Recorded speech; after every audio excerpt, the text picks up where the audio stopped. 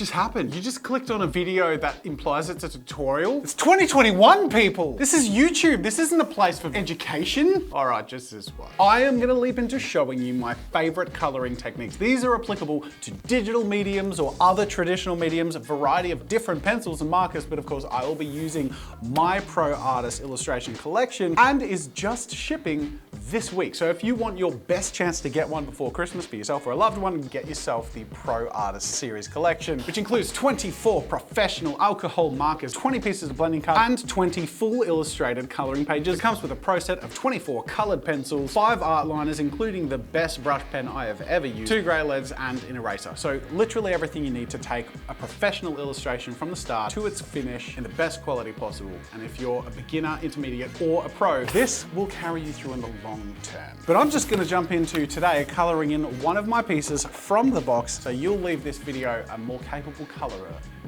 than you've ever thought you'd be.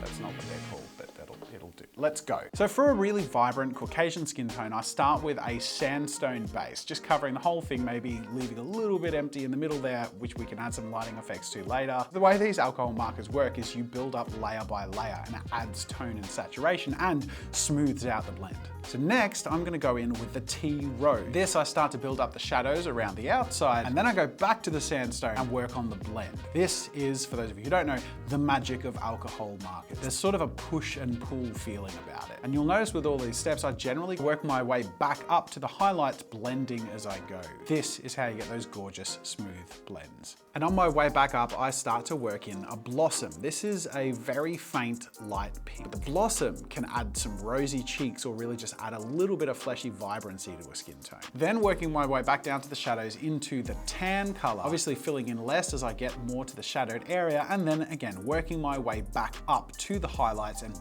blending. Now, as that blend starts to solidify and look really nice, this is where we push and pull a little bit. You'll notice I also come in with my light yellow, and much like the blossom, it's a great color for tinting. So to add a bit of a golden shine on the skin tone, or if I'm having a light effect, this is where I would use that light yellow to just go right in on the highlights and then go back into the skin tones and blend throughout.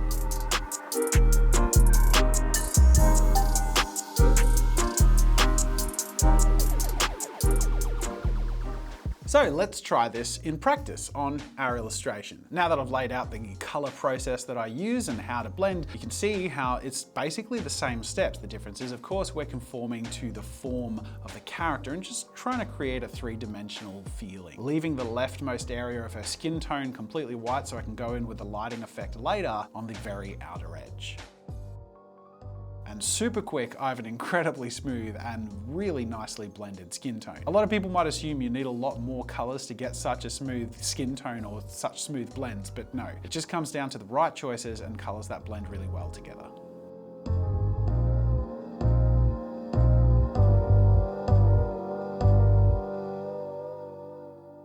Now that's of course how to do a light Caucasian skin tone, but I made sure to create my pack to be able to do as much as possible. And when it comes to skin tones, using my Pro Artist collection, you can color in from the lightest and most pale of Caucasian skin tones all the way down to the richest of dark skin tones. We start off actually with the same colors, the blossom and sandstone, to create that subtle foundation, but we move on much quicker to the tan and slowly blend into the russet and black brown.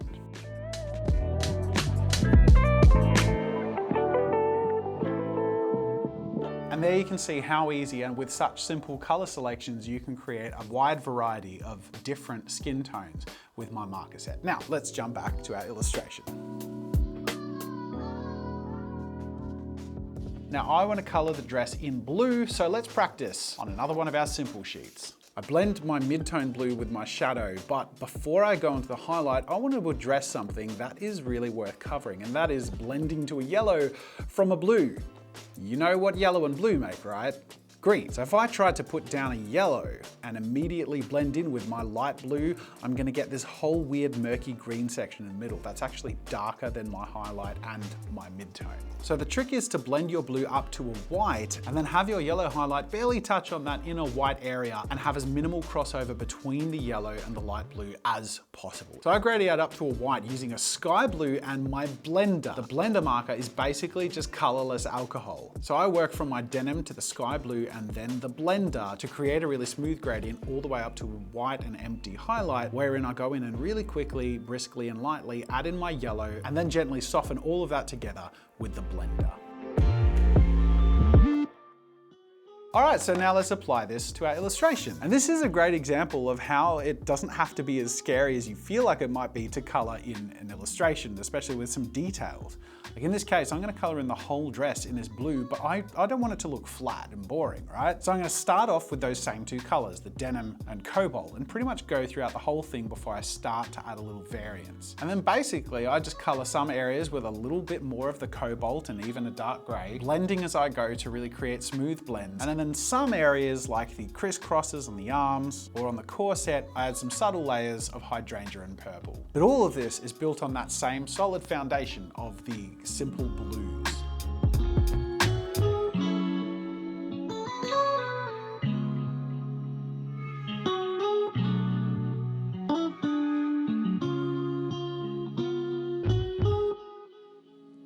Next, let's do metallics. And to really go through gold and silver effectively, I'm gonna do them both on a sphere and a cylinder. The reason being because at the end of the day, metallics are reflective. The truth is you actually need to sort of get used to creating and referencing the context in which you're coloring. Now, I don't wanna overcomplicate this. I'm gonna try and keep it simple for you. I'm just filling in the mid-tone areas of everywhere where there isn't a direct highlight. Coloring in as if there's a top left lighting source. And then I add in some darker areas with the tan. And in this case, I'm both referencing where the shadows might fall, but more specifically, where reflections will be hitting. So you can see on the cylinder, I'm actually drawing this sort of squeezed circular shape, which is actually a reflection of the sphere in front of it. There's also a line on the right side of the cylinder, which is going to be a reflection of the other cylinder on the far right. Because I have all this context in this image of these various shapes, I can actually reference them in my shading. So I've got a base gold color down and a tan for the darks. The next step is where I add a lot of vibrancy. Moving in with my nectarine, which is really vibrant orange, I go in to sort of fill in and blend between those two tones and soften it and smooth out the blend by going back to the canary and layering on top of the tan.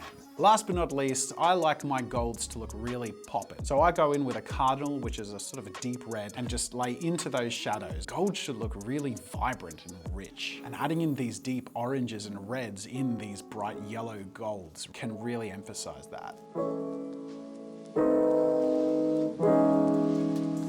Now let's level it up a bit. Same thing, but this time we're going chrome or silver. And this is slightly more challenging simply because with the gold, we can, for the most part, just lean on it being gold. We don't have to have too many other colors reflected in the gold because gold itself can be quite a strong color or substance. So using my ice grays number 4 and 8, I do the same thing. I put down the mid-tone and the shadows, referencing the lighting direction I'm establishing and of course, the things I'm going to be reflecting. The ground and the other spheres and cylinders. Because it's chrome, it has to reflect other colors. It hasn't really got a color of its own. The sky is being reflected as blue, but then I go in with my yellows and oranges and the gold colors that I used to color in those reflections. I want to refer to something in the ground area. Imagine there maybe around a grassy area. This is where you can come in with your pencils and add a nice grassy green or whatever the horizon is. Now, we're going to come back to using pencils on markers later, which is one of my favorite things in the world, but this is an example of where something like a chrome or a reflective substance can be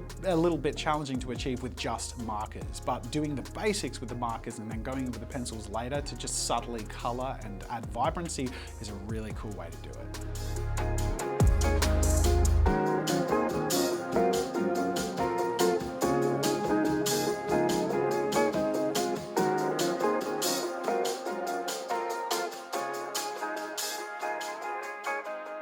So now we go in and apply this to our queen, and it's, I mean, frankly, much simpler. There's not a lot that I'm reflecting, and a lot of it is actually cloth and doesn't need to be too reflective. I just want it to feel shiny and golden. So I use the same colors and just make sure to have nice, strong contrast. The highlights go all the way up to a pure white, and the shadows go all the way down to a really dark, rich red. And I go in and make sure to add just a little bit of extra shading or some undulation in the gradients just to make it look like it is reflecting something.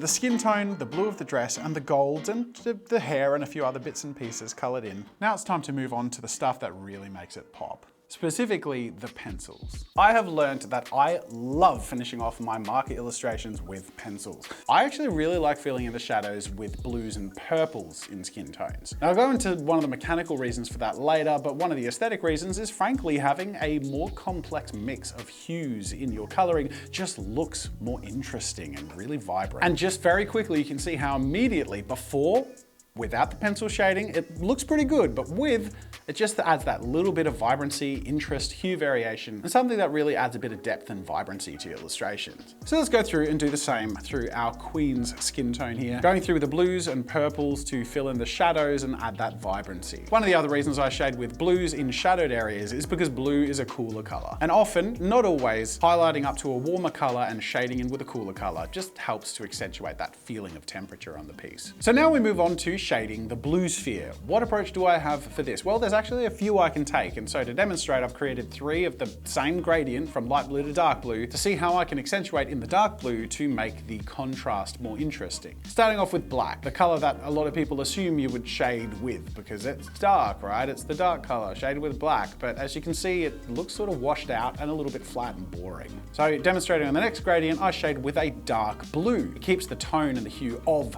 the original coloring being done, but just accentuates it, adds depth and some cleanness and clarity. But the third approach is one of the ones I prefer, which is to use a more contrasting color, in this case, the red. So what's going on here? Because I colored in the skin tone, which is sort of more warm colors with blue, and now I'm shading in the blue areas with red. Well, let me show you with paint. Even as you can see here, mixing a blue paint and a red paint together, both of which have sort of a mid-tonal value. When they're mixed, it's much darker. They're not necessarily saturating each other further, but there is something about the way that the mix of the blue and red absorbs light that makes it much darker. Which actually means that shading in warm areas with blues or cool areas with reds is going to create darkness. So going back to our gradient here, shading in with the red, you can see it adds darkness, but also some tonal interest and variation. And when I apply that to the sphere, I personally think it looks really cool and interesting.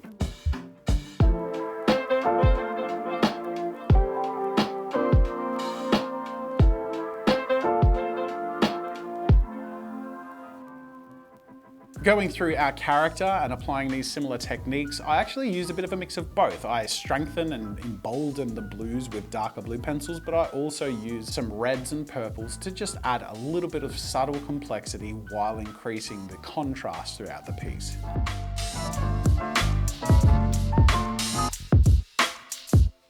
The gold is an example where I wouldn't necessarily use this technique because I don't particularly want the gold to feel colder. So in the shadows of the gold, I actually lean more into the reds. Occasionally I might dip into a purple, but I actually don't want to lessen the impact or vibrancy of the gold. Last but not least, I like to go through the whole piece and just add little bits of tonal variation and some pop and contrast throughout the piece, mixing in pinks and the skin tones to blend with warm highlights as well as on the chiffon dress, and going through with the white and yellow to create some sharp contrast and highlights on the golds. And as you can see, the result is something I think looks pretty bloody cool.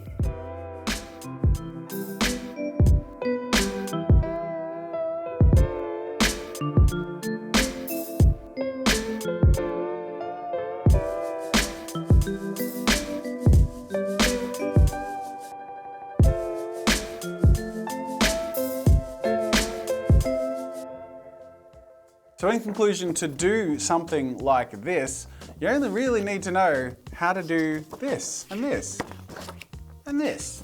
That one's a little more complex, but you get the idea. It's really just about understanding the context and some tricks you can use. As you can tell, and as I've taken you through in this video, every single color was carefully, painstakingly chosen by me and tested and put in context and then together in this kit to enable you to make the best art possible. I'm excited. And there's awesome stuff to come, so make sure to stay tuned and subscribe for future awesome content. But for now, I certainly hope you've enjoyed this video. So please hit that like button. Otherwise, that's it for now, and until next time, I'll see you later.